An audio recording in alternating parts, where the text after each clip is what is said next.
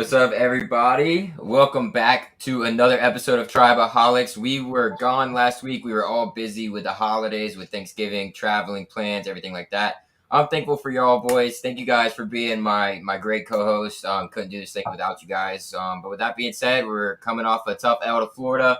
I know myself and Christian were both at the game. Stopped by, said what's up to my boy at his tailgate. So that was a fun time. But I don't really remember a lot of Saturday. It was a great time. Started drinking early, 8 o'clock, sharp for the noon game, and probably kept going till about 2 in the morning. So it was a long Saturday for me.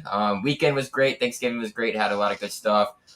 Favorite thing on the menu, as always, for me is green bean casserole. So I had like 3 helpings of green bean casserole. But boys, enough about my weekend. How was y'all's weekend? You guys welcome my co-hosts Ben Stana and Christian Schwero. What's going on, guys?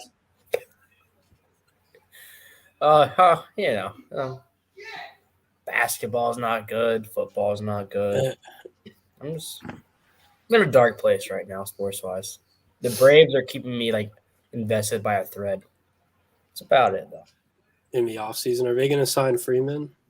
They don't. I'm probably gonna just use that knife.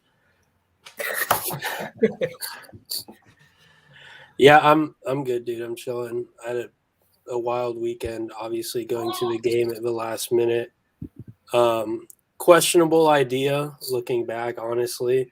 Probably would have been better off staying home. I was in South Florida, ended up flying back to Tallahassee Friday night, got to Tallahassee at 1 a.m., slept for like an hour, left Tallahassee at 3 a.m. to go to Gainesville, started tailgating at 6 a.m. and got to go stand there in the sun and watch that loss. So kind of sucked, but still a good time, good Thanksgiving. So, not excited for the season to be over, but I'm definitely excited to look back at our preseason predictions and dunk on you guys. Okay, well, I don't even remember most of them, but yeah, I don't either. I've got the receipts. Right. No worries. Gonna be full of receipts on everybody. That'll be fun, dude. But glad to hear you guys had like a little break with the Thanksgiving, and then the game this weekend. It didn't turn out quite the way that we wanted it to, but it is what it is. If we could play like we did in a 2-minute drill in the last 5 minutes of that game, would be totally different. But we'll get to that a little bit later when we're talking about the season recap and everything. But while we're at it, boys, let's go ahead and get to it. What is everybody sipping on? Let us know in the comments. If you're on YouTube or Facebook, let us know in the comments what y'all are sipping on. How we lead off every show, just asking everybody what they're sipping on. We like to drink on this show, have a good time. Just from the fan perspective, it's great stuff. Ben, buddy, are you finally going to be able to drink something on air now? Like, are we over this sickness that you kind of put out into the atmosphere? I mean, yeah, I'm over it, but I still got water with me. Dude. Hydration is key. Oh my gosh. That's tough. I'll take it away. Drinking Busch Light leftover from last week. Got the Garnet and Gold koozie. So 2 of my go-tos right there. Yes, sir. You gotta shout out the old job and the employer every once in a while. So good stuff there. I'm switching it up this week. I'm going outside of beer. I've got a bottle of Translations Cabernet Sauvignon here next to me, and then if I somehow make it through that, I'm going a little classy tonight. I got to do what I got to do sometimes. So but if I run out of that, I'll go grab a Bud Light from the mini fridge downstairs. So what a complete. We always run back to the light beers. That's funny. I was in Publix after work today, and it crossed my mind to get like a box of Franzia or something, but I figured I had these Busch in the fridge, and I might as well not spend any more money than I needed to. But we were almost both on the wine train. If I knew, I would have grabbed it. I should have just told you, man. We could have been matching. Wine is matching, bro. Wine is just not good. You don't like wine, Ben? Not really. I mean, the only wine I really. Ben, grow up, dude. I forget you're a child sometimes, and you're not cultured enough to like that. The only wine I drink is like the $4 wine from the liquor store. So like, I don't drink good wine. Ben's a big box wine guy. He likes to slap the bag. Yeah, naturally. I mean, I haven't played it, but it sounds fun. It's not even a game. You just slap the bag. I know what it is. Ben, we're teaching you so much this year between Power Hour and slapping. I know what slap the bag is. I didn't know what power hour was. Educational podcast. Educational podcast for all the youngins out there, like Ben. That being said, guys, let's jump in to the good stuff that we got going. Let's just go over the NFL Knowles real quick before we get into what's actually going on here, or well, not here, but up in Tallahassee at the actual university. Let's go over the NFL Knowles and kind of what happened with them over the weekend here on Sunday, and then some of them played on Thursday. First, big news: Dalvin Cook injury, dislocated his shoulder in the third quarter.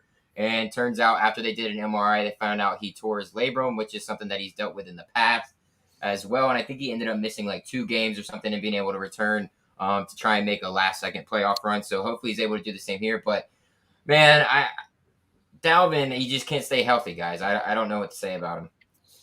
Yeah, it's disappointing. It's always one thing after another. I was hoping that he would be able to like finish out the season strong because I feel for him with the off-field shit going on, but it is what it is. I mean, if anything, he knows how to go through this process and come back, pretty well off. So we'll see what happens. Eventually, it's going to wear on him to honestly be injured all the time. So it kind of sucks. But like, do we even have any other NFL Knowles? Like, they're all fucking hurt. Cam is coming back soon. Do you guys hear that? Yeah, he's trying to. We'll see if it actually, comes to fruition on if that's, the case or not. I mean, an Achilles tear is pretty fucking difficult to come back from. I mean, not many running backs specifically have come back from that injury and been able to produce. I think the only one maybe is probably Adrian Peterson. I know the running back for the Titans right now, Deontay Foreman, did it with tore his Achilles right after he got drafted, and now he's having a decent season now that Derrick Henry's out for the Titans, but you don't really see a lot of guys come back from that. So we'll see if he does. Yeah, I mean, their coach, what's his name for the Rams? Is it McVay? McVay. Yeah, he had said that they expected Cam back by the playoffs, but the way they're going right now, who knows if they're going to be in the playoffs or not. So we'll see.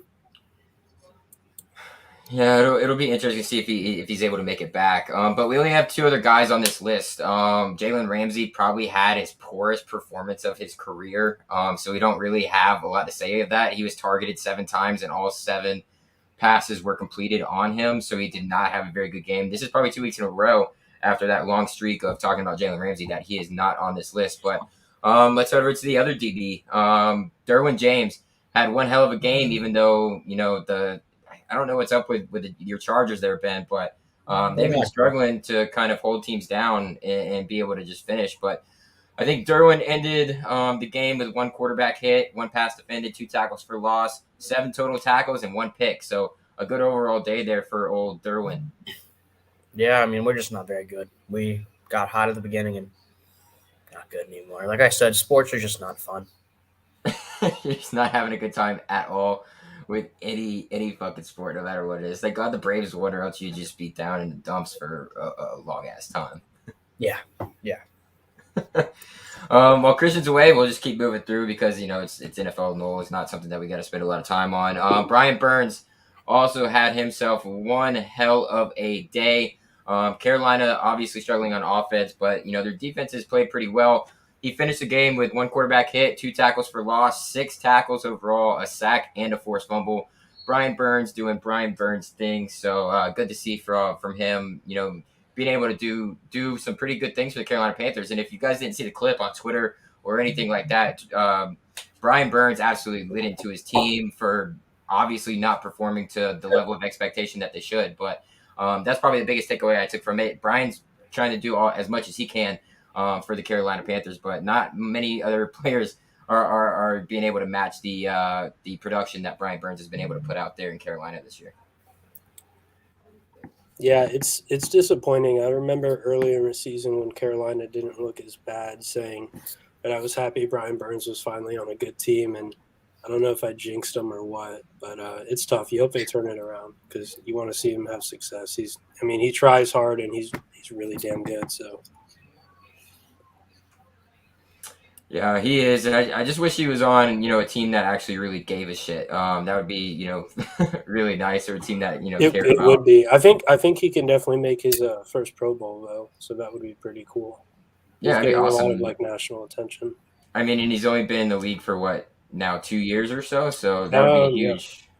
That would be a huge, accomplishment for him overall. But those are the only 3 no's that we really have to highlight this week. What are you showing, Christian? What you got for us? Said vote Brian Burns for the Pro Bowl. Vote Brian Burns for the Pro Bowl. Love Yeah. it. Good stuff. Thought it was some breaking news or some shit. Oh Thought we no. were about to Sorry. get live. No, you're good. You're good. Just thought it would be some crazy shit coming up. You want some breaking news live? I don't want to really jump ahead. We have this scheduled, but Bruce Feldman, who's been pretty spot on with like the Brian Kelly and Lincoln Riley reporting, he's saying that this guy Freeman is going to be the head coach at Notre Dame now. So, which is their DC, right? Yeah, right. Marcus Freeman. Yeah. As long as he's not at LSU, I don't care where the fuck he goes. Yeah, true. I mean, he's got a great reputation, so I guess that's a good hire. Yeah, I think it's probably a good hire for them. A little change of direction than where they used to be, but we'll get to talk about that later. Yeah. Let's switch it over and go, to the universities. Go back to Tallahassee here, boys. And we're gonna start with FSU hoops. Ben, take it away for us, baby. We look sad and just pitiful. It's depressing. My score prediction was 94 to 59, so I was pretty fucking close. I mean, we didn't really we looked good for like 30 of the minutes, and then the 10 minutes we looked like shit. They just ran away with it because Purdue is that fucking good. I don't know. Do you think it could have been different if we were at full strength? Not really. I mean, our big men just the 3 guys we were missing just weren't very good. We're honestly better without Tanner and Naheem, and sometimes Evans. It depends on which Evans shows up. But I don't know. It's just we're gonna be better. Just we're young. You could see it. A lot of young, inexperienced mistakes. Yeah, I don't feel like freaking out about it yet. Honestly, game 7 of a 30-game season. Once we gotta step it up for ACC play though, because we don't have many opportunities for quality quad 1 wins. So you got to win the games that are given to you. No bad losses, because you get 2 or 3 bad losses going in with no good wins, and you could be looking at bubble-esque, NIT-esque team. But I don't know. It's not really time to worry yet. We're gonna gel and mesh and get better. It's really just a lot of inexperience, and you can see it when we play. When you look at the 2019 team, we're running the same kind of just the same shit. But the 2019 team was older and experienced and knew what to do from the get-go. So you're seeing a lot of it's just youth and new players, new faces. And if we're playing like this mid-January, early February, then we can panic. I would be pretty surprised if we are playing like this at that point, to be honest. I mean, if you talk about 2019 and the last 2 years, we've had to reload, but it's been nothing like this. This is legitimately bringing back 1 starter out of 5. So it is what it is, and it's going to take time. But I don't think there's any reason to pull the fire alarm or freak out about it yet. Yeah, Purdue is easily the best team in the country right now, and you saw the first 10 minutes of the second half. The potential is there. You see spurts of this team can be really fucking good, and then you go back to, wow, this team is really young and making stupid fucking mistakes, which is frustrating. But it's expected, though. We play Purdue in the tournament. It'll be a lot closer than 28 points, I hope. I agree. Yeah, I agree with you guys. I don't want to freak out yet. If anything, it shows that. It shows how good Purdue is. Purdue's one hell of a fucking team. They are a legit national championship, contender there. They've got guys on the outside who can shoot the ball, get really hot. That Ivy kid is unbelievable, even driving the ball to the rim and then shooting it from the outside too. He's great. And then obviously they're 2 big men down low. There's not much you can do when a guy can literally jump 2 inches off the ground and just lay the ball into the rim. So they're a really good team, and we're a young team, right now. We have a lot of new guys. Even, the transfers are young too. So I'm not freaking out too much. The one gripe that I did have is that was with Matthew Cleveland. We're down, maybe just got it under 10 points, might be down 9 halfway through the second half. And Matthew Cleveland does back-to-back horrible plays. I forget what the first one was. And then the second one was the double dribble or the travel or whatever. And then it just totally killed all the momentum that we had. That's expected from young players, but it's hard to excuse it when you should know Just slow the ball down, make the right play instead of letting the pressure get to you and everything. That's my only gripe with the whole thing. Defense looked good overall. There's a lot of things to like from it. Caleb Mills, especially, was something that you could point out to be a huge thing to look forward to for the rest of the season is his play. Warley looked good to me too. I was finally glad to see him stop being so scared and just play with some confidence and go out and make some layups and like show why he was a 5-star. So I'm glad. I thought he was going to be a big letdown again just because of the pressure and how we were playing good teams and stuff. He just hasn't been playing good all year, and he's starting to put it together. So you can see it coming. You can see the greatness coming, but it's not there yet. Go handle Syracuse, and we're gonna feel a lot better. Start the ACC play 1-0. Yeah, I agree. And what we're 5-2 right now, which is not bad. But do you see any worry because our 2 losses have come against our bigger opponents in Florida and Purdue? Are there any worries moving forward because we're going to be playing a lot of teams that are really good? I mean, Syracuse, had a great game last night with Buddy Boeheim and his brother, the other Boeheim going off against Indiana. So it is a good battle for them, and Indiana was unranked. There's just going to be a lot we're going to have to go through, and do you worry about, looking towards our preseason predictions, do you worry that this might, turn a different direction than what it is because of all the big games that we're going to play because we haven't, kind of come out and play in those big games yet? Not really, because I don't really think we have many big games. We have, I think, at Louisville, at Duke, versus Duke at home, and aside from that, the rest of the ACC is just dog shit. Which worries me more so because when we go play in March, we're not going to have any we're not going to be used to playing these top tier teams. So that's more of my worry. I mean, we're going to handle business against most of the ACC. I would like us to handle business at least once first one of the Duke games and then handle it at Louisville. Beat Virginia Tech. They're a solid team. Compete with UNC. I mean, just look good against the better upside of the ACC, and I'll feel more confident come March. But if we're making the tournament and we're losing to all of our good teams, and we're not going to make – there's no excitement going into March at all, in my opinion. Yeah, I agree with that. I mean, college basketball, probably more than any other sport, is about when you get hot, and when you start to hit your stride. So I think you definitely need to get some good reps in the ACC, and I mean that by saying you need to start getting experience. You need to start taking care of teams that are below you more so than anything, not going to overtime versus Boston quality teams. And then that's the first step, and you go from there. Yeah, I think that was more of just – I mean, Boston that was also their third game in 4 days, but it's we have Purdue on Tuesday. It's the Wednesday before Thanksgiving. We don't care. Boston cares. Everyone wanted to go home. We play that game on Tuesday. We win by 30. Yeah, it's possible. Yeah, I can see that happen, and they did play a lot of games in a short period of time. I just hope that this is kind of one of those games that shows what level we have to get to be able to perform at the highest levels, and that's something that I did see from that, and it showed because Leonard kept all the young guys in, at the end of the game through those hard times and everything, and had to make them fight through it, which obviously it didn't turn out to do anything much. But one thing I do want to question is sorry, but I'm fucking over Wyatt Wilkes.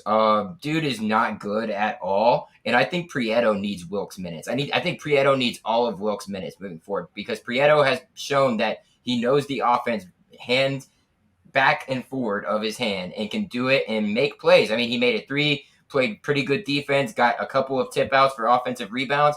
He's been playing fucking awesome compared to Wilkes, who hasn't really done shit but jack up deep threes that just clank off the back of the rim.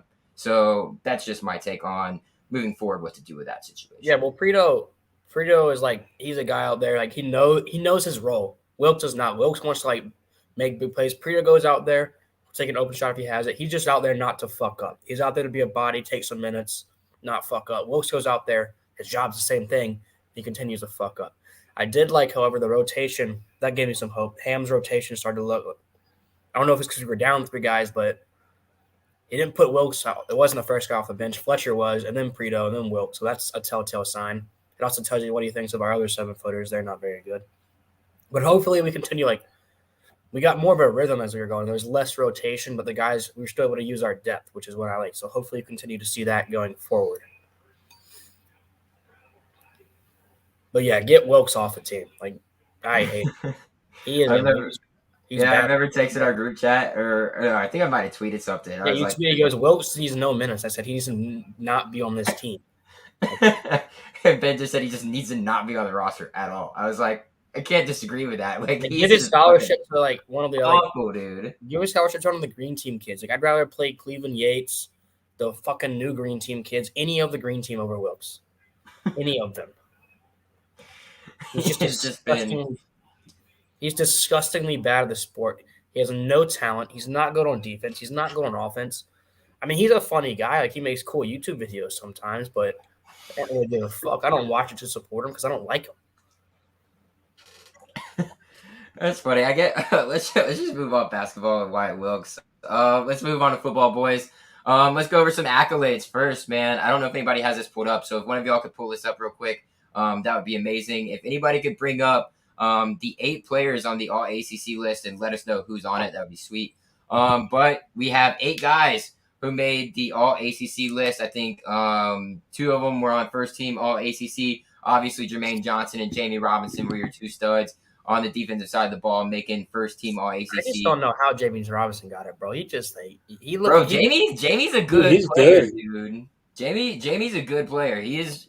I mean, he's created like 5 turnovers this year for us. Like he's been pretty fucking solid. I also saw him get cooked by a 6'8", 300-pound tight end for 80 yards. So yeah, before Ben starts shitting on everyone like he likes to do, let's read down the list.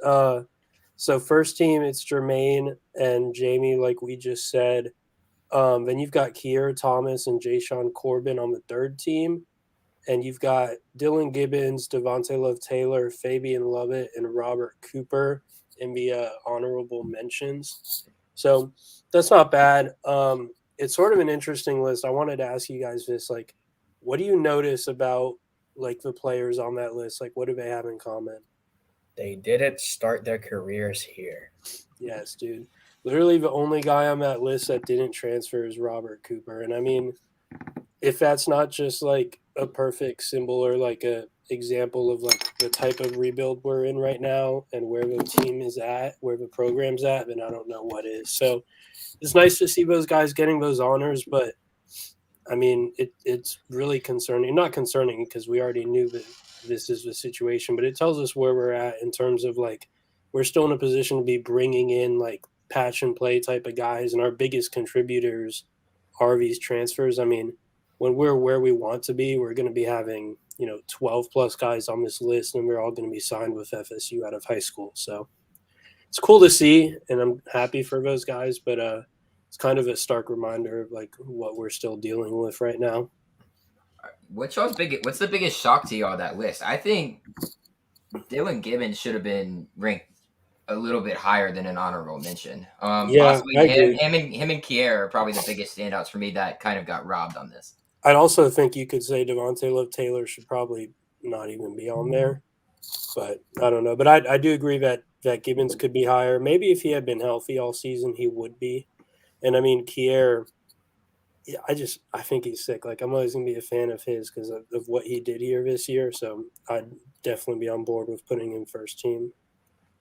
Yeah, you already know my biggest shock. Maybe I've just been too drunk watching the games, but I mean, he's a solid safety, but he's not first team All ACC safety. Like, he makes some good plays, and he gets cooked the other plays. Like, he's too wishy-washy for me. Yeah, I mean, I don't know who really stands out in the conference as being better, in my opinion. Fair enough. The conference is terrible, but I mean, like, if he doesn't give up on the play, we probably are going bowling and beating Jacksonville State. He probably doesn't get cooked. We're probably going bowling. Like, I don't know. Yeah, I mean, the transfers we brought in have not moved me at all. Well, I disagree with that. I think I disagree mostly because I don't know if we'd win a single game without our transfers. Like we would win games without Jerry and Jones. I can guarantee that. Okay, well, obviously I'm not talking about one person. I was talking about our DB transfers. I said our DB transfers, not our transfers. Our DB transfers. Okay. I mean, Yeah, the I only, mean, the my only that's just my biggest takeaway from it, though, is that those guys are all mercenaries. They're all transfers. Mm-hmm. yeah, and it's good too because how many of those guys do we lose? We lose Jermaine, Kier, Love DLT, Taylor. and maybe Jamie. Well, Jamie, I think, is staying. You might lose, though. I think you're losing Robert Cooper, and Fabian Lovett, I think, is still on the fence. So that Our could D go line's either gonna be way. so shit next year. They're gonna We'll talk definitely about need it, Ben. We'll Crispy talk there. about it, Ben. We'll talk about it. Don't fucking get in your panties in a wad just yet, okay? Ben just needs to start fucking getting pissed at someone. It's like, It's about that time of the show. Ben needs to get upset at somebody. Yeah. So I guess I do get mad Um, at a lot of people on the show. I guess I tend to do that. I don't know, just a little Yeah. bit. you do, but it's So nice. It's nice. aside from the all ACC list, Jermaine actually won the individual award of ACC Defensive Player of the Year, which Good. far and away, I don't even know who else. Shocker, right? Yeah, Like total who else? shocker. And anyone else would have been a robbery against Jermaine. So glad he won that award. He's better than Will Anderson. I'm gonna say it. Fuck it, Will Anderson, fraudulent. Yeah. He's better. I He's don't know probably about better that. than any defensive player in the ACC. I mean, it's In the proven. He got ACC, named it. yeah. Yeah. Definitely in the ACC. I mean, he's a stud. He's going to be a first round pick, or he should be.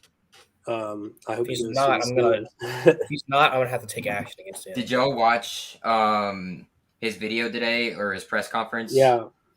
No press conference. The press conference that he had today at Florida State, not the Packer and Thurman interview, but the actual press conference that he had at Florida State today. It was amazing, dude. I don't think I've ever had a player win me over in 1 year, and to the point to where I can call him one of my favorite Knowles ever. Just I have never seen a guy who has it all together, like a complete package, you could say. The guy has it off the field. The guy knows how to talk to people. The guy knows how to do his business the right way. He knows how to lead by example. He knows how to lead in the locker room. He exemplifies it on the field.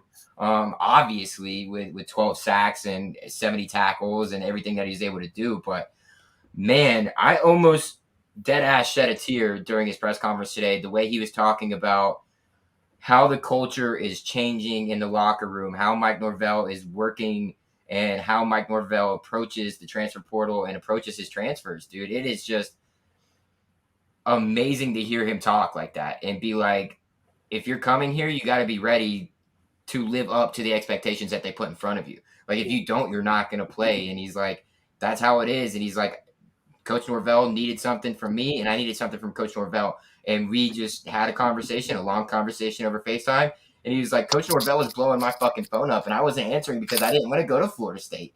He said, I didn't want to go to Florida State. He's like, I'm not going to Florida State. And then he finally got on the phone call with Mike Norvell on FaceTime, and they had a long conversation, apparently. Like, not a short one, a long conversation. Yeah. And he was immediately, once he got off the phone call, he was like, I'm going to go to Florida State. And he wasn't answering Mike's phone calls before that. And then he just takes one call from him, and now he's sold. So that Mike just goes to tell. He can recruit. Now go win some fucking games, bozo. I've got to watch that because that sounds awesome. I mean, it's not surprising, though, with everything we know about Norvell. It's funny, dude, that you said, like, you've never had a guy win you over so quickly as Jermaine did. And if you would have, like, asked me, like, before the Norvell era, I probably would have felt the same way. But it's like the transfers he's brought in, and, I mean, he didn't bring Jordan Travis in, but he started Jordan Travis. I mean, Jay-Sean Corbin, bringing in frickin' Jermaine, bringing in Kier. Like, I feel the same way about all of those guys. So it's impressive what Norvell has done there. Ben, you wanna shit talk Norvell while you have the moment? It's too much praise for him going on right now. Ben needs I mean, yeah, you can say that. He's doing a good job. He's rebuilding, but I mean, I'll save it. I'll save it for the Florida game because I've got some. Yeah, that's fine, and we'll just go ahead and jump into that because we've been on Accolade for a little bit and talking about everything, and we're gonna get into our season recap, guys. FSU football season recap. We'll talk a little bit about the Florida game here in just a moment, but before we get going, did you guys see the 7-minute video that the booster program put out today? No. Are they putting more money in? Talk about another video that makes you want to fucking cry. It's literally one of the best videos about talks about the season recap. Yeah, it's pretty much talks about the season, everything they've been through, a lot about Mike, a lot about the players that were able to contribute and had a lasting impact, moving forward for the program and everything. So it was an awesome video. So those are two videos. If you guys haven't gone to see them, go watch the Jermaine Johnson press conference at Florida State, and then go watch the 7-minute video that the Boosters put out Dude, on the football page. So it's great side stuff. note, like not to derail the conversation, but No, you're good, bro. between boosters and FSU football and athletics and everything, they've been putting out a lot of really good videos and content in general, which hats off to that because look how far very we've good. come. Where's Amazing what 2 years can do, right? Like, Yeah, Where's the for money? real. Videos and content are great. Where's the money? Dude, Ben, shut up. All right, Ben. When are you gonna become a booster? Yeah, you booster? Dude, I don't think my $5 a month is going to help the football program. I need the Dude, rich motherfuckers no, to start donating. Dude, bro. $5 a month. That's like, Dude, I don't know, Clemson, fucking Clemson, $60 a year. Clemson's whole $110, booster $120. program is I pay 10 a year. Like it's not even called Clemson's boosters; it's called IPTE. Like, and You donate to Clemson? yeah, they have like You are a 70,000 bad boosters person. paying $10 a year. I mean, You're a bad person. literally, for it makes a donating to Clemson. difference. What are you You are talking why about? we are in the mud. It is your fault. I'm not donating to Clemson. I'm telling you that your $5 makes a difference. You I thought you dumbass. said you were donating to Clemson. Why would I be donating to Clemson? I don't know. That's why. Dude, Who's get lost. Oh, okay, all right. Now, see, I knew it was going to derail the conversation. I do want to jump into this season recap though, because the season recap is going to be fun. We talk about the Florida game then. No, I guess the Florida game's at the end. Well, Yeah, no, I mean, I don't really want. just a quick I Florida don't really have recap. any comments on it. I mean, Just a quick Florida recap.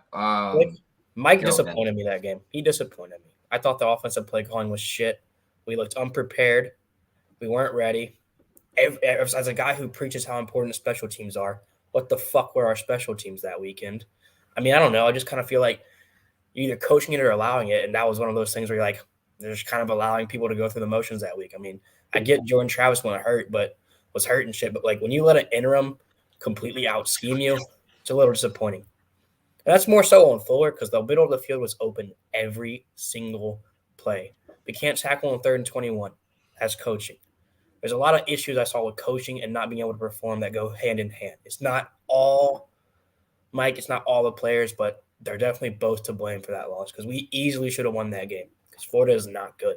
And neither are we, but we had more to play for, and we've been playing better throughout the stretch. Like Missouri just held them to 13 points or some shit. Stanford put up 52, and we put up 14 before garbage time. Like, I don't know. I thought that was unacceptable. I do think, Ben, that like the common ground we have is probably the only one we have when it comes to talking about like Norvell and coaching staff and stuff, is that special teams has just literally been a joke.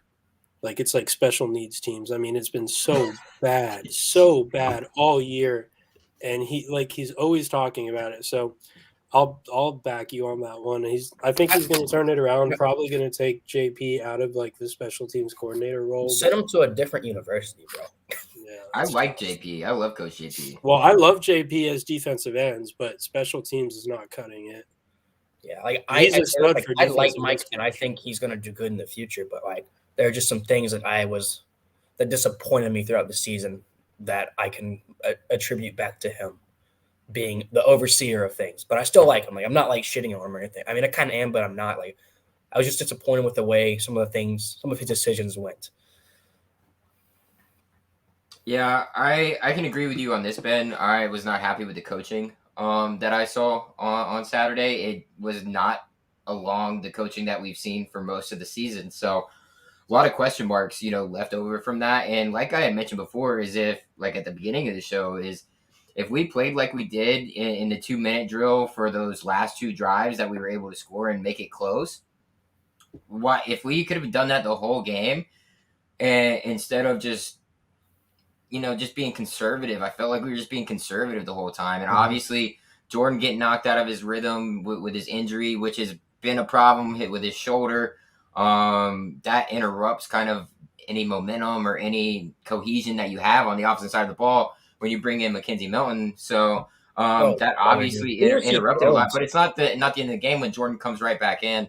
I didn't even realize Jordan was out when I was in the stands at first until I saw Mackenzie can't come in. So I was totally lost on that whole thing, but I agree, Ben. I think the play calling on offense could have been way better. I mean, why are we I so was successful in a 2-minute drill to score 2 touchdowns in the last 7-8 minutes in the fourth quarter, but we can't do it the 3 quarters before then? That's my biggest question mark I was surrounding the okay whole with thing. conservative in the first half because it was like that easily could have been 28-7 Florida because we lost Travis. We had no momentum.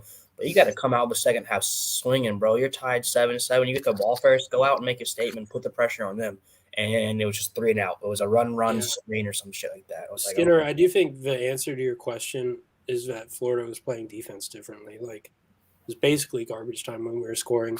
The only thing I really want to say on this game is that I think where we lost is not really in scheme or anything. It's more so in that we kind of let the Gators like pull us out of our like type of game.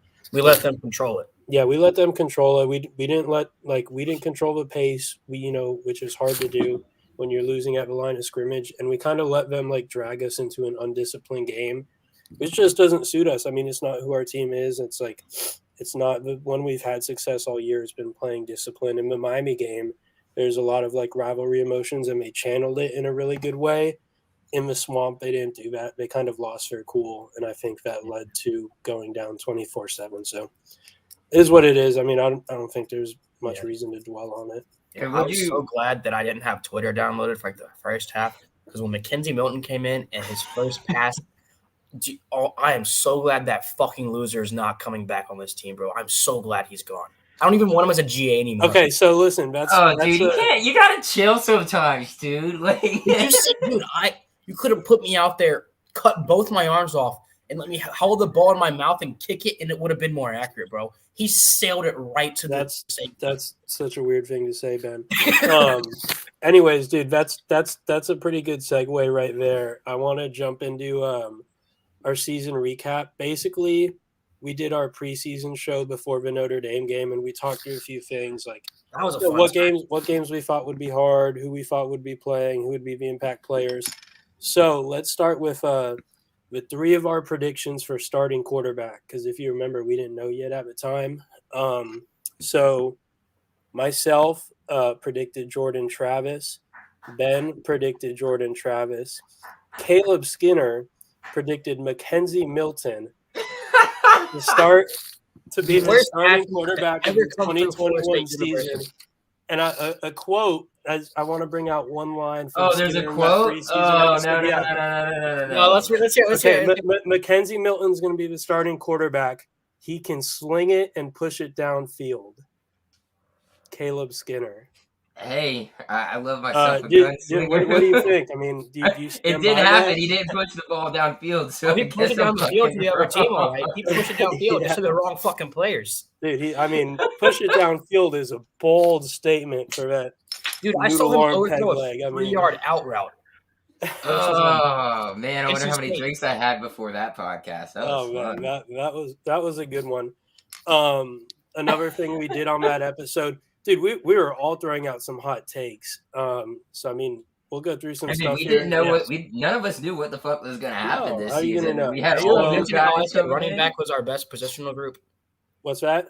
You're gonna mention how I said running back would be our best positional group because I am. We're gonna get there. So we'll start with so then we jumped into like our overall season outlook, like beyond quarterback. I will pat myself on the back. I did predict 5-7 as the final record there. I did not predict how 5-7 would happen, like not even close. I actually said I thought we were going to win the easy games and lose the hard games, which was the opposite. I said it was more likely that we would win a game as an underdog against one of our rivals than we would lose to either UMass or Jacksonville State. And I mean, both of those things happened. So kind of 50-50 there. I did say both me and Skinner said, let's not even talk about the Clemson game because it's not going to be close. Happy to be wrong on that one. Yeah, I'll take it. We went up there and gave them a good scare. And I think my worst, like, bold take on here was saying we're going to start at worst 3-1. Obviously, we started 0-4. And in saying we would start 3-1, I said I didn't think Wake was going to be able to play on the same field as us. It was pretty much exactly the opposite. in one of our worst games of the season, other than Jacksonville State, I think. So What's weird though is if you That's put the tough. first half of the season and switch with the back half, we probably in the last 5 going 5-0. yeah. The first 5 we go 5-0 in the back half. Yeah, it's funny. I mean, so yeah, I got that record right, but I did not expect the way we would get to the 5-7 record. Ben, you predicted a 6-6 record.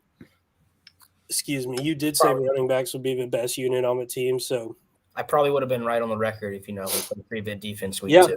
yeah. Kudos to that. I mean, again, like I think I'm pretty lucky to have guessed that record correctly. You did. We were all talking about, Ben, how like Jacksonville State and UMass were the guaranteed wins. You went ahead and threw Syracuse in there as a guaranteed win, which, as it turns out, actually I guess ended up being a better prediction than saying Jacksonville State's a guaranteed win. So a little bit of a weird. I went 2-1. You went 1-1. I mean, yeah. Yeah, it's not bad. And you did say we would beat one out of either Notre Dame or North Carolina. You're right again.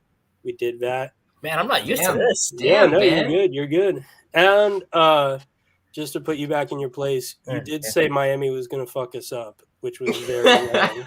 I'm okay with that one. I'm okay with you that. And Skinner actually both agreed on that, but you were kind of talking about De'Aaron King a lot, so I don't know if it still counts. We would have beaten them worse if they had King, apparently. I don't know. Yeah. And then Skinner, always the optimist, went ahead and guessed 7-5 is our record. Can't even imagine that. You were close. You did have. Hey, I was on the border of it being 7-5. Like two games go our way, and Notre Dame and Jacksonville State go our way, and I'm hitting. 5 of 7 of our losses were 1 possession. It was really 4, but I'm not counting Clemson as 2 possessions because of the fucking Mickey Mouse lateral. So 5 of our 7 losses were 1 possession. I mean, this is almost as impressive as Nebraska losing all 9 games by 1 possession. Your record prediction was like the most off, but your hot takes were kind of pretty good. You did say Emory Jones sucks and Florida is going to be bad because Emory Jones sucks and their defense is bad. Me and Ben did not agree with you on that. And I agree that those guys ended up beating us, but like Emory was trash. Emory threw 3 picks in the fucking first half, dude. Like, dude, if Emory stayed in, we would have won. Yeah, absolutely. You did say we would go 1 win and 1 loss versus Notre Dame in Florida, so that's an L. You said UNC would get its revenge on Florida State. Nope. And yeah, that's pretty much. You also said Miami would beat us with De'Aaron King, but I think we're all worried about De'Aaron King at that point in time, and that never really. What I'm hearing is on our preseason predictions for 2022, you need to listen to me and Christian. Yeah, I did have Tell me what you guys think about this. I gave a hot take in that episode. I said that the O-line is going to be the best like positional unit on offense. I don't think that's like too hot. I mean, it's not too far off if you ask me. Yeah. I mean, what did I say was going to be the hottest or was going to be the best? You said wide receivers, I bet. I don't think you gave one. Well, you probably said wide receivers. Yeah. Why the fuck would I say wide receivers? Because you're wrong a lot. I probably said defensive line or some shit. On offense. So I didn't know defensive line played offense, Caleb. Jesus Christ. I would not have said wide receivers. Yeah, I mean, so I don't know, like, where's your mood and your like feeling on the program today compared to when we filmed that episode? Not excited, but more optimistic. That's a good way to put it. A lot of optimism. I mean, we improved from last year. You could see it just the way we played on the field. The record might not obviously show that to be the case. We only have 2 more wins than we had the previous season. But overall, I think it brings a lot of optimism, like you said, Ben. I mean, we improved this year. You could see it on the field. Multiple games that we could have been in. Like you mentioned before, how many games? 5 games that we lost were by a single possession or something like that. So there's a lot of optimism going in, and now it's all about, can we replicate it by bringing in these transfers, bringing in these new guys. So if these guys mesh well and they come in and we kill it in the portal, like I expect Mike to absolutely do, I don't see that being an issue moving forward. But this season as a whole is up and down, guys. A huge roller coaster. for us as fans, but I can't imagine what the guys are have felt in the locker room with all the ups and downs going through as well. But I think that only makes them stronger. You know what it takes. You've been through the adversity. You fought through the adversity, and some of those games didn't turn out the way they were supposed to. But you see a lot of guys starting to kind of show themselves and be able to live up to their potential. I mean, who would have thought a guy like Kalen DeLoach would have the type of season that he had this year? Rob Not DeLoach. me. Not me. He had a fucking baller ass season, dude. I was so pumped for the season that Kalen was able to have. Made huge plays, safeties, picks, huge stops on third downs, great tackling. Like, he was all over the field. He played tremendous. You think of guys like that. I mean, Akeem Dent started turning it on at the end of the season as well. Something none of us have seen up until maybe the last 3 games of the season. I mean, you look at guys like that, and then we're bringing back a lot of talent too. So, like, we're gonna have a lot of guys still coming back, even though we are losing a lot of production on the defensive line. The other areas you can kind of look at and be like, all right, we're gonna be okay as long as we bring in a couple guys here and there and whatnot. But I'm happy. I mean, I'm not totally happy with how the season turned out, but I'm happy with the things that we were able to learn as a team. And just you can see it in the guys. You can see they care about each other. They love each other. They love their coach. They respect him though. You know, Mike's not an easy coach to play for. But he does love you, and he shows it, and it's exemplified by the way his players talk about him and talk about the staff and everything. So for this season to go the way that it did, I'm happy with it. Ultimately, I'm happy with it. Would I like a couple more wins? Absolutely. But, you know, like Bobby said, you lose big, you lose small, you win small, you win big. And that's the steps that we're taking right now, and we're following that path. So we've lost small now. Next year, we win small, and that's something that I'm looking forward to. Yeah. I was disappointed with the way, like, the win-loss went, but I was happy with how we improved. And my one big thing going in the year was do enough to keep the recruiting class, and we did that. So I don't really want to wait 229 days to watch this again. I wanted one more game, but yeah, it is what it is. Keep the class, get some talent, hit the portal hard. Don't bring in Spencer Radler, and we'll be good. So if you want to look at like some legitimate improvement by the numbers, offensive efficiency from last year, from 2020 to 2021, you went from 83rd in the country to 55th. Defensive, you went from 103rd in the country to 37th. Overall, that's 94th to 47th. I mean, that's hard to ignore. That's efficiency numbers. Also an S&P plus. You went from like the mid 80s to the high 40s. So it's a similar trend in like all of those things, and it's just hard to ignore. Like, the record isn't what anybody wants, but just looking at the team and looking at the numbers, like there's literally no doubt about it. Like, they got better, significantly better.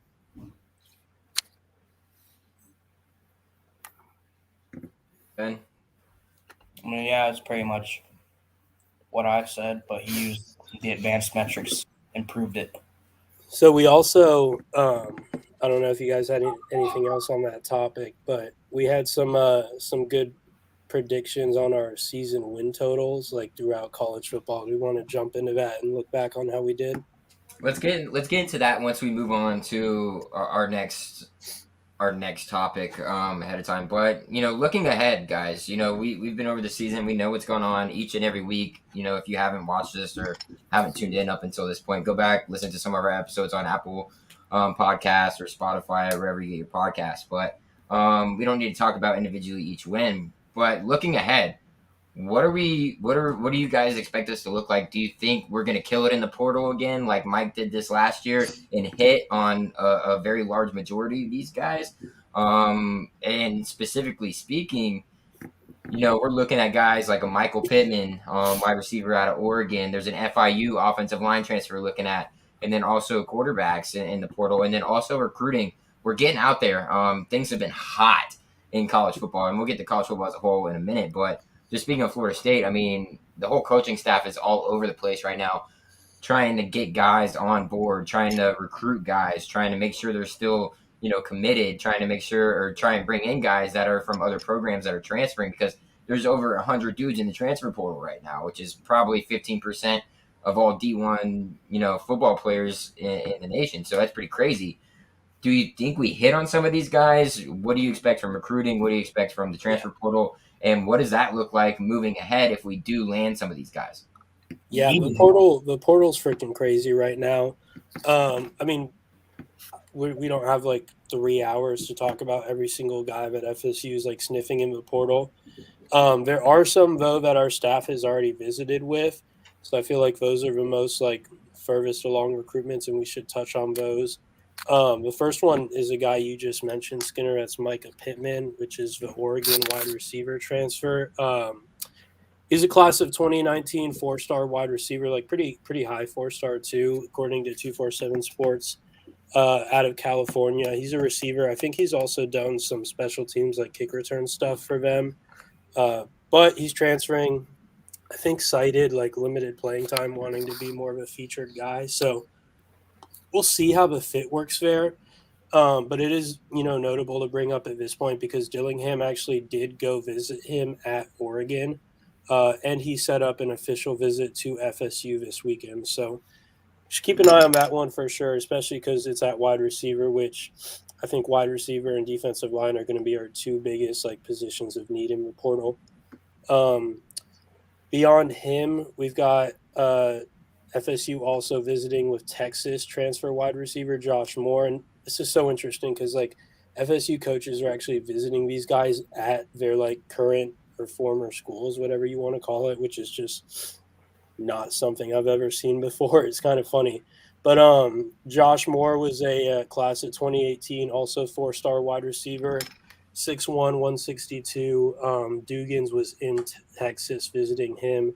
He's good. I think you probably have a higher ceiling with Micah Pittman, but with the way we need receivers, I mean, give me what we can get. Moving on from that, we also have FSU, Norvell, and Dillingham visiting Oklahoma, like the University of Oklahoma, where they've got a crap ton of guys in the portal right now. Apparently, they've been in Norman for like 2 days, right? Yeah, they got there yesterday. I think they left today. And I mean, none of this stuff is my own intel. It's all coming from like Noel Game Day, Noel's 247, all the articles we've been reading. From those different sources. But yeah, they were in Oklahoma. They actually ended up only meeting with one player while they were there, and that was Spencer Rattler. The reason for that is because like all the other guys had like, announced on Twitter that they were entering the portal, but had not like done the official paperwork and stuff, so coaches couldn't see them yet. I do know everyone, what was being reported today is that they met with Rattler, and that's kind of the end of it. Like, no one expects FSU to pursue Rattler. I think most people expect us to pursue a quarterback at some point in the portal. It's not going to be him, though. Yeah, I'll talk about Jack Miller. I think the biggest Oklahoma transfer to, like, keep an eye on, both, like, between a combination of what we need and guys that are realistically, like, guys we could sign, because I don't think you're getting Hazelwood, is the tight end Austin Stogner. He's a 4-star tight end out of high school from 2019. He was 6'6", 235. He actually has a transfer crystal ball, to South Carolina, but I think FSU is going to push pretty hard and shoot their shot and try to like get in there and make a move. So keep an eye on him. And the last like one that we're really pursuing right now that Ben mentioned is Jack Miller, who's the Ohio State QB transfer. He's originally from Arizona. He has an offer, but we haven't like visited with him yet. I think we're probably going to like pick this one up after December 15th, early signing day. Everyone's been saying this mostly because people assume FSU doesn't really want to like, piss off or even, ruffle the feathers of AJ Duffy by going after QB. And so he's like locked and loaded, signed and sealed. So we'll see how that goes, but when they do go for a QB, expect it to be Jack Miller from Ohio State. As far as like high school guys, can we talk about Jack Miller for a second? Yeah, sure. 4-star guy, right? Yeah, from Arizona. So a little bit of ties. I think he went to the same high school as Dilly, didn't he? I think you're thinking of the Wisconsin center. Okay. I think he might have went to the high school that Dilly used to coach at. whenever Dilly coached. Maybe that might be right. Yeah.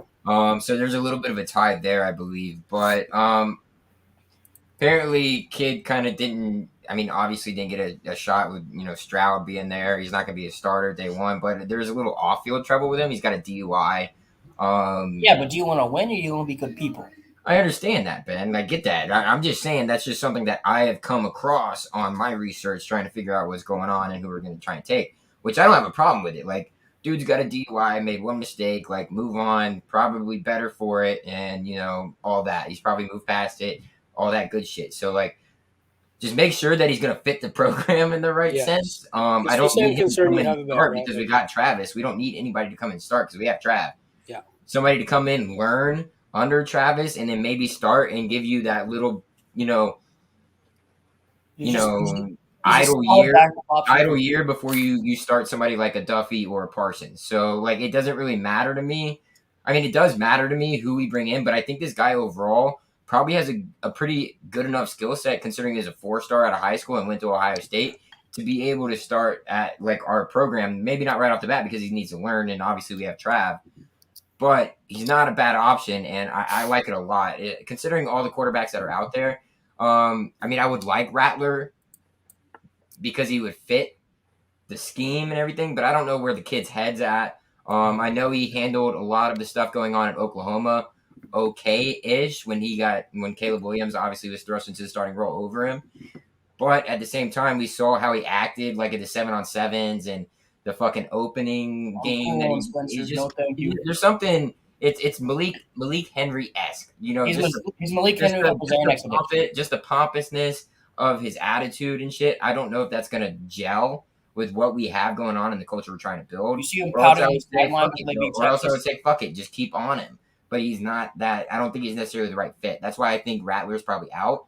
And I don't see any of the other quarterbacks that are in the transfer portal right now necessarily being able to come in and want to be able, or not want to be able, but, be able to take a humbleness to themselves and be like, all right, I'm going to sit a year. I'm going to learn under Travis, and then maybe I'll have a chance the next season as long as Travis doesn't come back. But that's big what ifs. But I like the Miller kid. Is his name Miller? Jack Miller? Yeah. And I like Miller kid from Ohio State. I think he'd probably be a good kid to go grab. Seems like he's all right. Does have that off-field problem, but I'm sure that's just like a one-time thing. Hopefully, because you are going to be coming to Tallahassee, so it's a lot different than Columbus, Ohio. Yeah, I agree, Stinner. I think everything you said is right, and most importantly, like whether it's Jack Miller or Spencer Rattler, like whoever you're looking at right now, Micah Pittman, like this is just the beginning. Like guys going to be running into this transfer portal at this rate for like weeks. Like what you have available now is not going to be what the options are in the end. So there's not really a rush to jump into jump into bed with one of these guys and just take a commitment right now. They're going to slow play it, I think, in spots where they're unsure because they're pretty confident that options are going to keep coming up, which I agree with. As far as high school recruiting, which is also going crazy right now, I mean, I couldn't even list to you every single guy that Florida State has visited. We've gone through coaches visiting the high schools and doing in-home visits with, I think, all of the commitments so far. If not all of them, then most of them. Honestly, they're doing those. The notable ones that are not committed, they were at the high school of Marvin Jones and Earl Little today, American Heritage down there. They sent most of the defensive staff. You had Woodson, Papuches, Odell, Fuller, all those guys down there visiting American Heritage. You also had Dugans and Dillingham, I believe, go in-home with Kevin Coleman, with Norvell scheduled to go in-home with Kevin Coleman next week. That's, 3 of your top targets right there on the board. And, in between that, they've been visiting kids all over the state of Florida, both 22 and 23. But the most notable in-homes to happen so far are going to be those Heritage ones and the Kevin Coleman one. Yeah, recruiting seems to be on par with where it should be. Perhaps room to make a little bit more noise than, up to this point that we already have, considering all of the coaching changes. There's a lot of things going around, a lot of coaches being moved, and we'll talk about that in a little bit. But that might come into play here too. I mean, you look at a guy like a linebacker in Bistain and guys like that. I mean, obviously, Diaz is staying there in Miami, but I don't know if he's got a whole lot of trust in them. Might be able to pull him off from the Miami pledge that he has, along with. No, he's uncommitted. Yeah. Oh, I thought he had some really tight ties with Miami, or was once committed, or some silent shit that they like to say, or whatever. But I mean, it can only go up, right? I mean, as long as these guys that are committed stay committed and sign either on early signing day or late signing day. Most of them want to sign on the 15th or around the 15th. So that's a good look. So, Travis Hunter's locked in, Sam McCall is locked in, AJ Duffy's locked in. They're all, checking on these guys. I think the biggest one that – what, Ben? I don't know. There's just rumblings that he might flip to Florida. Dude, no, there's not. He's not going anywhere. McCall. Who? No. Why? No. Yeah, he's given Florida multiple chances. They got a head coach who has a relationship with the high school he went to. Sam McCall's going to Florida State. I think so too. I just keep seeing people on Twitter mention it. I'm like, where's the? I was just genuinely curious. I was like, where's the? Yeah, no, I don't think that's him. I think he's locked. I do know that Napier, I think his name is Barfield, the Lake Gibson coach. I know he knows Napier. I'm not worried about Sam McCall. Yeah, I'm pretty set on Sam McCall. Pretty set on Trav. Those are your two bell cows of that class. And then Kamari Wilson tweeted something out today about a big announcement coming very, very soon. I know we've been on him for a while, and that's somebody you could look forward to at another 5-star. MJJ. Don't really know what's going on. I would assume that Oklahoma's out of the mix now. Considering everything that's you see what his mom transpired over there in Norman. But now you're looking at Bama, Florida State pretty much as your two things. And I don't know. I think we have a pretty good shot at him. And then if you have him, you have Kamari Wilson, you have Sam McCall and Travis Hunter. That's 4 or 5 stars in your class. That would be absolutely ridiculous to be honestly. Did you see what Jones Jr.'s mom was on Twitter? Like, Redneck College Football tweeted something about like a joke about someone decommitting, or Lincoln Riley decommitted from Oklahoma, and she responded, goes, "They've also lost Marvin Jones Jr. as well." And then on this post, she said, "Norman sucks now." I love her, dude. I love her on Twitter, dude. She literally just says whatever the fuck she wants to, and it's awesome, dude. But the funny thing is though, her on Twitter, when they were doing all that thing for the voting of Marvin Jones for the best South Florida Player of the Year or whatever it is, and she was only tagging Florida State football, Florida State this, Florida State that. I was like, let's fucking go. That's what we need.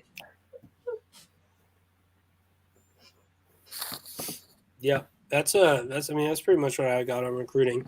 I think the transfer portal really kicked off in a hurry for season ending now, but in the next week or two, it's going to swing back to obviously with early signing day coming up, a lot of news coming about high school kids, so that's going to be our focus. But after that, I think it'll be a full out sprint to get whatever transfers we can and whatever we think we need once we see who signs early. Yeah, definitely. And that'll be a good transition into our next topic. And I just want to pose this quick question to you guys, as well as anybody else that's, tuning in or watching, leave a comment on what you think. Because there's a lot going on in the college football sphere as a whole. Are we seeing a renaissance in college football right now? A whole shift change. I mean, we kind of saw it with Oklahoma and Texas deciding to join the SEC here in the next couple years or so. And now we're seeing big name coaches bolt right before one of their teams could possibly make a college football playoff, and you're leaving another team that's been to a playoff and a national championship, and these coaches are moving over to different teams and trying to bring back some of the teams that have kind of been down as of late. So you look at USC. LSU obviously won a national championship, but they weren't good this year, and so and not all that great last year either. So there's a lot to kind of unpack. And then the transfer portal, like I mentioned earlier, guys, 15% of D1 college football players are in the transfer portal right now, which is absolutely fucking ridiculous to me. How that's even, even kind of exploded to this point. Are we seeing a renaissance in college football? Is this the changing of what college football as we know it is? A little bit, but not really. Just more of a transfer portal. I mean, Brian Kelly got a fat pay raise, and he has no recruiting restrictions and better recruiting grounds at LSU. And Lincoln Riley is a pussy who didn't want to play in the SEC. He had been adamant against it. So it was kind of like Jimbo going to A&M.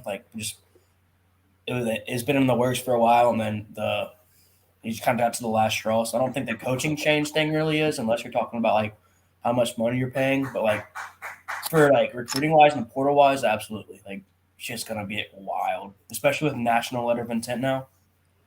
What if I told you that I think it's the opposite of a renaissance? Meaning, I think we're going back in time. Yeah, I think it's going to lead to less change, and it's going to slow down the change that was coming in college football. Mostly because the way I see it, and the biggest change coming to college football is going to be Oklahoma and Texas to the SEC. The biggest proposed change, or the biggest thing that was on the horizon, was the expansion of the playoffs from 4 teams to either 8 or 12, whatever they were going to decide. And what you look at it, the argument for expanding the playoff was always there's going to be less teams able to get in, or there's going to be more teams able to get in. Right now it can only be Georgia, Alabama, Clemson, Ohio State, Oklahoma. I think all the changes right now are going to lead to the opposite of that. I think Oregon and USC being powers in the Pac-12 is going to be a better chance for the Pac-12 to make the playoffs. I think you're seeing Cincinnati right now, more than likely, if they win this weekend, is going to make the playoffs as a group of 5 team. You're going to see Oklahoma dropping off potentially. I see it as being setting up for a position where there's going to be more parity now in college football. There's going to be less of the same teams, and it's going to take away sort of that outcry by people to expand and to keep changing and to keep trying to find a way for teams to Well, wouldn't that be kind of sort of a renaissance, though? Wouldn't that be... Yeah, it would, but just in a different way, because I think the renaissance that was coming was going to be an expanded playoff, a Power 4 instead of a Power 5, and I think all that stuff is put on the back burner now, both by the conference realignment and by the coaching changes that have happened. I saw something by Brett McMurphy that said that they agree they want to expand the playoffs and have home games in the first round, but they can't decide on auto bids or not in their next meeting. Well, they've been saying that for 6 months now. Yeah, no, I think we're gonna have an extended playoffs either next year or the year after that, within 2 years. Well, I think the decision for that's supposed to come down at any time. No, they were supposed to make a decision by, if not today, then sometime this week. And if it doesn't come this week, then it's not going to happen by next year. And they made an announcement today that they haven't come to an agreement yet. So I don't think it's going to happen. I think we'll have it by I think it was an overreaction. I think everyone who wanted to expand the playoffs to get more teams in was overreacting to, one, Alabama winning the national championship every other year for the last 12 years. And 2, the teams behind them being Clemson, Ohio State, Oklahoma. I think if you just had patience, Nick Saban's going to retire within the next 2 years, I'd say. Clemson, you've seen him take a downfall. Nothing in college football especially goes on forever. And I feel like people really just had to chill and not go change the entire system, and they would have got what they wanted in the end. And now that's starting to happen. Coaches are moving around. Saban's getting older. Clemson's falling off. The changes that people wanted to make happen by expanding the playoff are happening naturally. I can agree with that. I thought the whole playoff thing would change that, but it's happening even before, like you mentioned, Christian, before that's even happened. So it's pretty interesting to see.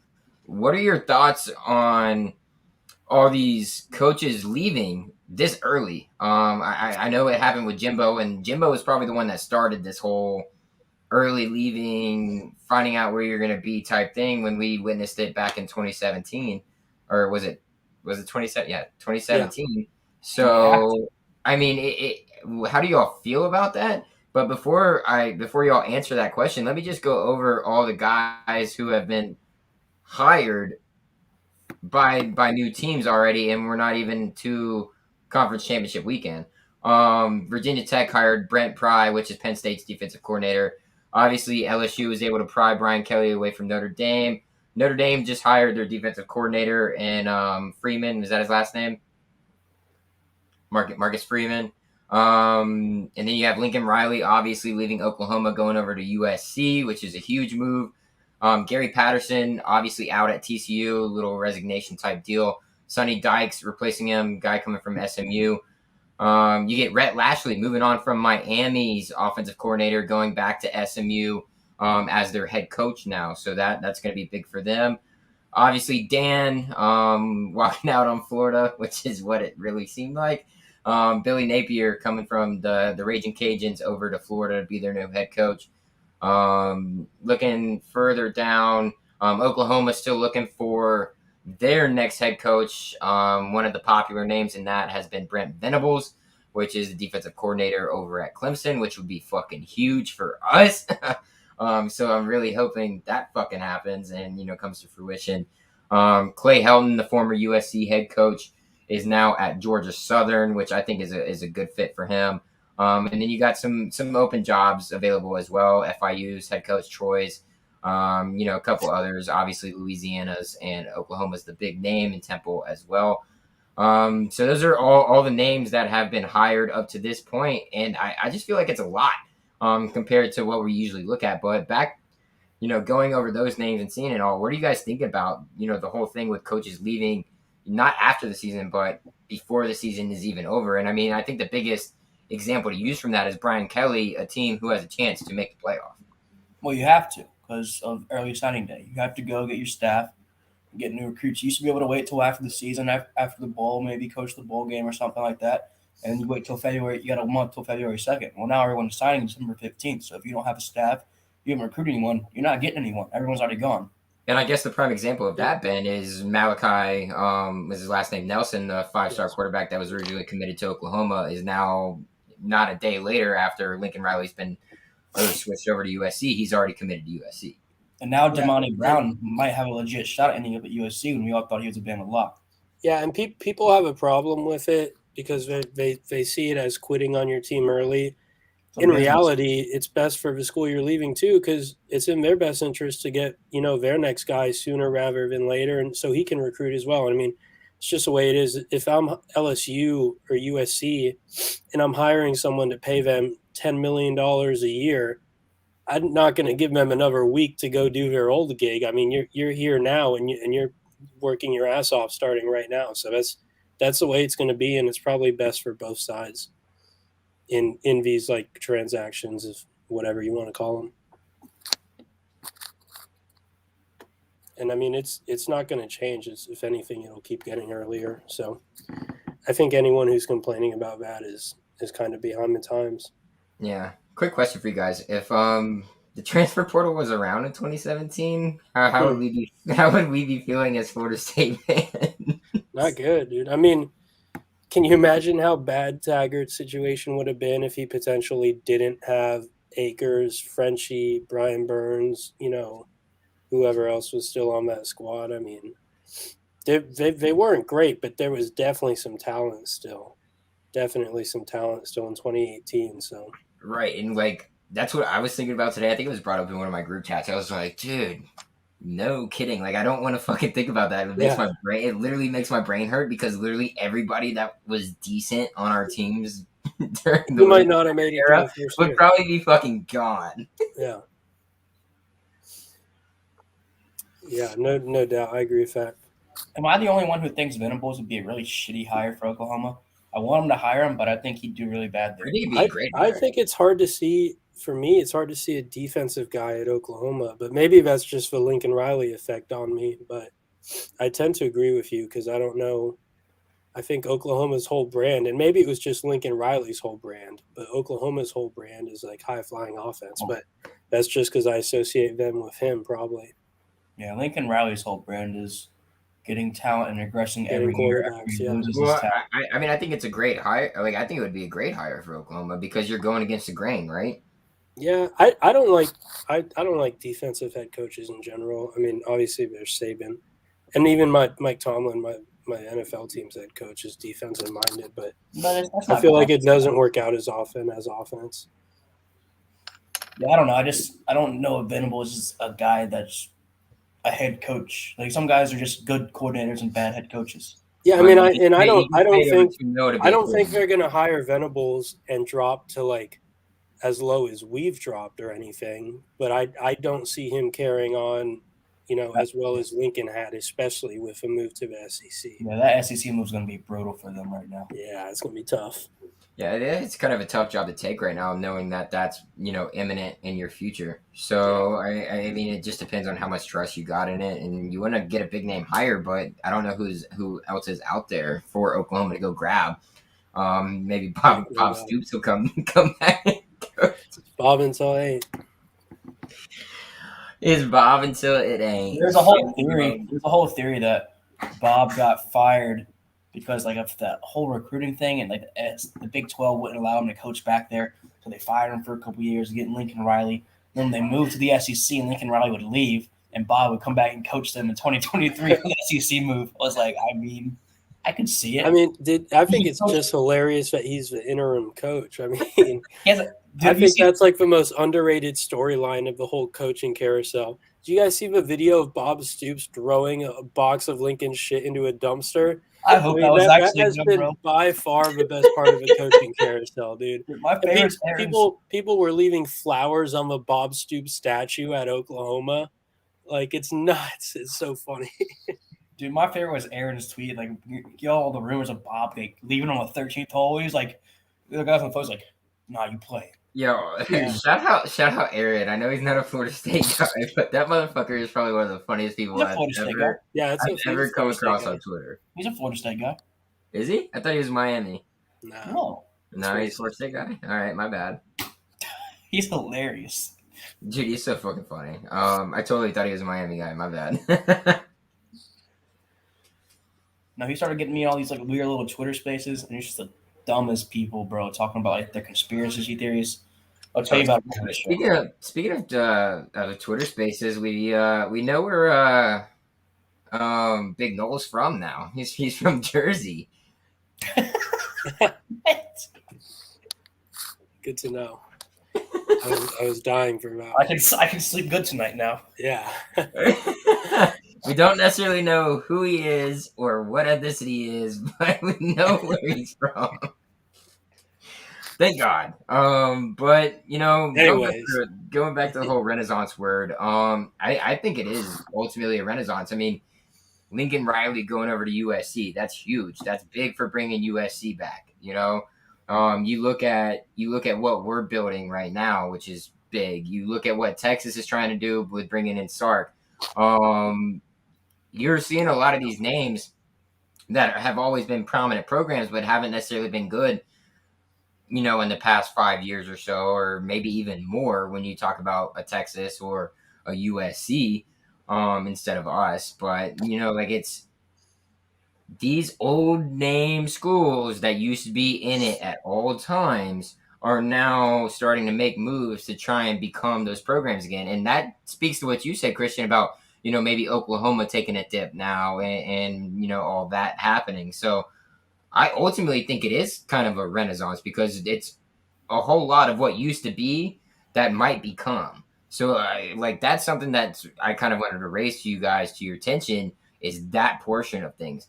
A lot of these schools that used to be good when I thought college football was probably the most elite that it was back in like the mid 2000s, when those guys were all, it was Florida State, it was, maybe not us in the mid 2000s, but, early 90s, early 2000s, Florida State, Texas, USC, all these Miami, even, like all these teams were good. Now they're making efforts to move back to that. And that's something that is actually exciting me, especially if we get to that expanded playoff. Yeah, definitely agreement there. You got anything, Ben? No, I agree. I like seeing the top brands fall. Yeah, well, the top brands aren't going to be the top brands very much longer, I don't believe. I think Clemson's going to be taking a nice little slip here. I don't think UNC's got it. I think they had, 1-2 good years under Mac Brown, but I don't think that's going to happen. USC's coming back now with Lincoln Riley. I have the utmost confidence in that happening. He's. I don't think Link's as good as a coach as we think. Every year, ever since Bob Stoops got his players, every year as Bob's players left and Link got his players, they continue to regress, and he always gets his ass kicked in big games. Dude, what are you talking about? When Oklahoma- have they regressed? From 2016 to now. What's changed? They've literally been the same every single year from then. I don't know. Bob Stoops didn't bring in Jalen Hurts or Baker Mayfield or like what? He's not. I don't know. Dude, no. He's a good coach, but he's not. Lincoln's a stud, and USC is going to win quickly. USC is going to win like really quickly. Yeah, because they're playing the school with deaf and blind each week. Dude, yeah. I think you're so off on that one, dude. Lincoln Kelly was the best hire of the offseason. You're tripping. You said it was the worst? He thinks Brian Kelly hire was better than Lincoln Riley hire. I think Billy Napier is probably the worst hire. Yeah. We're talking about the best. Well, yeah, Lincoln Riley is by far the best hire of the offseason. I think Lincoln Riley is the most sure thing. Yeah. If there was any of them, I'd be confident he's going to win. What's happening. I mean, Malachi's already committed to him. Like, he's got a 5-star coming in. Like, he's going to just revolutionize USC all over again. Oklahoma was dying. Not when a giant earthquake wipes out the whole campus and they have no football team to play on the stadium. So then what happens? God damn it, Ben. Like, there's no earthquakes in Louisiana. There's earthquakes in LA. I Okay. mean, what are we even talking about right now? Geography and plates shifting. Like, you had the rumblings. Dude, they're going to be – I don't know. I don't see how the rumbling can – I don't know, man. I don't see it. Anyways. Benjamin. That's my take on the whole Renaissance question, though. I think we're definitely coming into a renaissance. It's going to be interesting to see what college football looks like here in the next 2 years or so. No, my favorite part about the Napier hire was they made fun of us for getting a G5 Group of 5 head coach, and we paid him $3.5 million a year. They got a fucking Sunbelt dude for $7.5 million a year. I mean, who would you rather have, Mike or Norvell? Napier? Norvell. I mean, Fickle is considered one of the best minds in football and might beat him twice in 8 days, like with his foot out the door. I mean, Napier's done a good job, but like he plays in the Sun Belt, not the American Conference, and he plays on the weaker division. Like, I mean, congratulations on winning. Like, if you're a good coach, you're going to win there. But like, you're taking a big step from Sun Belt to SEC is a lot bigger than a step from the AAC to the ACC. I agree. More of a who knows. His offense is concerning to some, I should say. I don't know how well he is offensively. Oh no, I guess we'll find out next year. It's just everything's changing on a constant basis. It's something new coming out. I mean, the Marcus Freeman news coming out literally right before we went live on the show it's just something new every minute. I'm sure there will be more tomorrow. I mean, I'm sure we're going to start seeing a little attrition from our side of things too at some point. I know Jalen Goss entered the portal. I'm sure there's going to be other guys that do as well. So there's something to keep a lookout there for you Seminole fans and us as a whole. But let's move on, guys. Don't want to keep this going too long. So let's go over to Scared Money Don't Make Money. Ben, this is your segment, baby. Let's rock it. So let me steal the show from you before we jump into like this week's stuff. I do want to look back at our preseason season win total. It was our first ever like Scared Money Don't Make Money segment. By the way, Camden Brown, the wide receiver who is committed to Pittsburgh, who official visited Florida State, just decommitted from Pittsburgh. The St. Thomas kid, he's getting an official visit or an in-home visit from FSU next week. So that just came across my screen. So our preseason win totals. Ben, you locked up as your preseason pick. This might be the best one of any of us. Nebraska under 6.5 wins.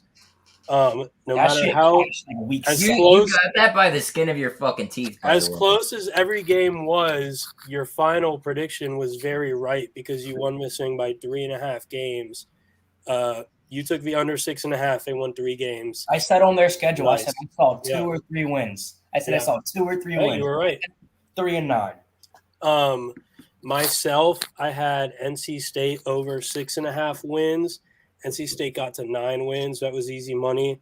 Also, shout out to myself. I said the line should be 8.5 instead of 6.5, and they got to 9. So pretty good. Iowa State, I took under 9.5 wins. They got to 7. I'll take that.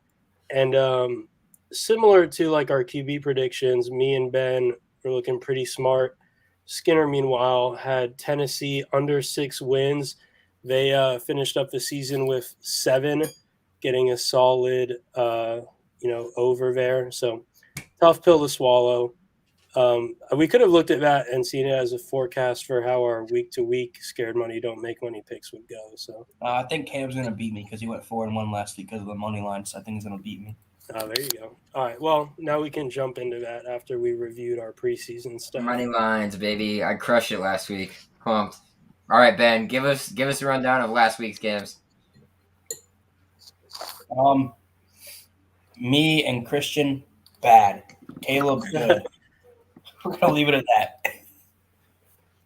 I hit 2 money lines last week. I'm pumped about it. So I'll lead off then. I'll lead off since I was the high scorer. Damn, but that put me on the fucking spot. Shit. Looking at this weekend, I don't even know who to take, boys. This is tough. You know what? Fuck it. I'm gonna go with chaos. I'm gonna take Houston money line. All right, sweet. I'm a huge That's Cincinnati crazy. person. You guys know that. I've loved Cincinnati. Houston is on an 11-game win streak. Houston lost their first game of the year and then just went out the rest of the way. Cincinnati's been in a lot of games that have been closer than they probably should be. Houston's going to come out with a lot of fire. I like them to probably go ahead and get that upset against Cincinnati as my first pick. This is I'm gonna roll with my boys out in Stillwater. I'm taking Okie State minus 5.5. I've hit on them on their spread the past 2 weeks, so hopefully we can keep that going. I'm rooting for them to win the playoffs. I want them to win it all. They're not going to, but I'd like them to. I'm jumping on that one with you. We're both taking that one. All right. Your picks don't even matter. You already won. Yeah. I'm going to try to pad this lead here. I think that's a good bet. I really think they could just like stop Baylor from scoring, like straight up. Their defense is pretty legit. So Baylor with at least a good offense. So is that your first pick, Christian, too? yeah. All right, and then we've got our buddy over at Spear Addicts, Chris Frazier. I'm just going to go ahead and give his pick out here. He has Wake money line versus Pitt. Didn't give a reason why. Wake is not favored in this game. Pitt's favored by 3 points. I would guess that's because of Kenny Pickett and what he's been able to do for Pitt, though. But both teams sit at 10-2, 8 o'clock game on Saturday night. Should be a good one. What's the spread in that bitch? Pitt minus 3. Yeah, I'm gonna have to roll a Pitt minus 3 there. I mean, I'm gonna look at their common opponent, Clemson. I think Pitt has a better defense. They got a better quarterback, and Wake has no defense. I think Pitt's gonna have a lot less issues scoring than Wake. So I'm going Pitt minus 3. Oh yeah, that's interesting. Is that one of your picks? Yeah, that's what I'm going with. All right, cool. You know what? I'm gonna do it. I'm gonna go. It's not your turn yet. It is my turn. I went first. Yeah. It's Christian's turn. No, I already gave one out. Yeah, I already gave one out. I gave Chris's out as my second. Or no, Chris. Like I'm saying, Chris is live. Christian, what's your second pick? My second pick is Oregon money line. Oh, you haven't said your pick? Oh yeah, it is Caleb's turn. That's right. All right. Well, I said my second one now. It's Oregon money line. I think the wild card here is if Mario Cristobal is on his way to Miami and not focusing on this game. I'm just kidding. Oregon's going to win this game. I'm kidding. I'm kidding. Oregon's going to win this game, so I'll take them with plus money. I don't mind it. Don't know if I would necessarily ride with it. I might end up picking against you. I'm not 100% sure if I will or not, but I think I'm gonna go ahead. Oh, jeez, man, this is difficult. There's limited games this weekend. It's very tough. I'm gonna do it. I'm gonna take Alabama with the upset over Georgia. I'm just going for chaos this weekend. There's just gonna be a lot happening. I think Alabama comes out ready to play against Georgia, and this is gonna be Georgia's letdown game. I've been trying to ride it all fucking year long about Georgia having a letdown game in a big game, and this should be it. I think Saban's gonna have those boys ready to play, and Georgia's gonna get knocked out of the SEC championship game by Alabama, but they're still going to make the playoff. Okay, let me give mine out, Ben, since it relates to this game. I'm taking Georgia to cover 6.5 here. I even thought about asking you guys if you give me That's like 6 now. Okay, I'll take it at 6. If I say I'll take Georgia by 12, will you give me 2 points for it? If you double up the spread, I'm good with that. Okay, give me Georgia by 12. I don't think Alabama's going to be able to move the ball. And I just really am down on Bama this year. Georgia was my preseason national championship pick, both on this show and I have futures on them. So I'm riding hard with Georgia right now. I was going to take Georgia -6, but I'm going to go with the late night game. I'm going to go USC moneyline over California. Not a conference championship game, just a game. They played BYU good. Lincoln Riley is he coaching it? No. Why the fuck would he coach it? He's their coach now. No. There's no way he's going to come in and just coach. That's not how it works. I don't know, but I'm gonna take a money line because every time I do, that Vegas line just seems fishy to me with Bama. I just got who was shitting on Bama? Was it you, Christian? Yeah. I just got a text saying, all right, he's trash talking about Bama. Granted, a lot of them are freshmen this year, but they're still a strong-ass team. Yeah, I don't think that's the case, especially on offense. I mean, they're just not like even the guys that are hyped up, like they're Evan Neal's types of guys, and I mean they've got the defensive end who's a stud, but like they don't seem like they're playing like the Saban teams that played all together, and the individuals just don't seem to be the same caliber. I mean, especially coming off last year where they were one of the best teams he's had. I mean, it doesn't look the same to me. I think Georgia this year looks more like an early Saban era Bama team than Bama does. I agree. I think it'll be tight. I'm just hoping Bama actually pulls it out. Just wanted to share that little tidbit with you. But for Chris's second pick, he's got Houston money line as well. Houston money line versus Cincinnati, taking the upset there in the American Athletic Conference. So good stuff. I agree with Chris. I like Houston to go ahead and take that against Cincinnati. Cincinnati's been in some tight games that they probably should not, or they should absolutely blow them out, and it doesn't happen. So I agree wholeheartedly there with Chris. All right, so you're then Chris again. Me and Christian are done. All right, so me and Chris, you guys are both done. Shit. My last pick, I'm going to take Utah -3. I'll take the Utes -3. They absolutely destroyed Oregon in the game they played earlier this year. I think it'll probably be a closer game. It'll probably be a closer game than the one that they played earlier in the season. But I like the Utes in this game. I think they're just going to be the better team overall. Utah always plays very tough. Oregon likes to play flashy, and they're a little bit tougher than they used to be. But I like Utah a little bit more there. So I'll take Utah -3 on the spread there as my last pick. Since we're on opposite sides of that game, we should do like a side bet on it for a bottle of wine. I'm down. All right, word. All right, Ben, mark it down. I did. Utah money line. It's NC. No, not that, dumbass. The side bet. Oh, the side bet. Right. What's your deal?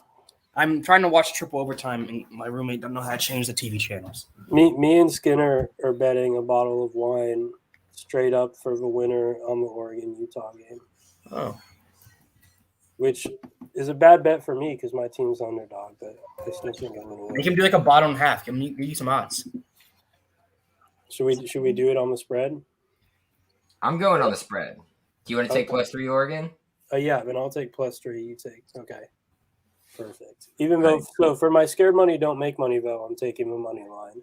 All right, But that's for cool. this, I'm taking the spread. That's cool. Like that. The loser of Oregon Utah spread chugs wine. No, not chugs wine. Buys the other This guy. person a bottle of wine. Oh. Jesus, Ben. I think it'd be more Chug a fun. bottle of wine. That shit's gonna come right back up, dude. There's no way. Ben, get your There's fucking head in absolutely the no game. fucking All right. shot. What's Christian's last pick? Chris's last pick. Let me pull it up for you guys really quick. Chris's last pick is gonna be USC money line versus Cal. He's right there with you, Ben. Taking that UCLA game, and he's taking USC on the money line. Going to UCLA. So Chris again coming with all the money lines like he Every does per time. usual. All right, it's locked in. All right, Got them all locked in. You got them down on the spreadsheet, baby. What a season. Love to see it. Love to see it. All right. Boys, I think that just about does it for us, right? What a fucking show. What a fucking show. Went over our season predictions on what we had coming in. Went over them, what we have now, and obviously I was the fucking worst at that. Like that was bad. Really tried to be the optimistic guy and be the person who went against the grain of what everybody else was going with, but didn't fucking work out for me. Anything else you guys got to say before we go ahead and log off? I know you guys want to give a shout out to your ats or whatever on Twitter or anything else that y'all do. Go ahead. Yeah, I mean, it's been a fun year doing the show and everything. Disappointing on the field. Definitely keep up with Tribaholics in the off season and shop at Garnet and Gold. That's it from me. Ben's Ben. on mute, so he's good. I don't Ben think he just has got the it. fucking dog on the screen. Shout out to that good boy. Good boy. Ben, any last words? Ratio. One word is enough from Ben. I'm pumped for next season. Looking forward to what we do in the portal in these next coming days, as well as what we do in recruiting. I mean, we got, 2 weeks now. Till we really, have everything solidified and on paper. So that'll be interesting to watch. Keep your eyes peeled, ladies and gentlemen. But super pumped. Thank you guys for everything during this football season. We're gonna keep killing it though. We're going to keep going through basketball season. Everything else that is going on. Obviously, women's soccer is in full swing in the NCAA tournament. We're going to be keeping an eye on that as well. Just a lot of information coming through. We're going to be, keep upping our game, keep, switching things around for you guys. We're going to hit a lot of different points. A lot of different segments are probably going to be coming to you guys here in the next year or so that we're looking forward to. So y'all, stay tuned for all of that. But with that being said, thank you guys for tuning in to another episode of Tribaholics. Cheers. All right, go Knowles.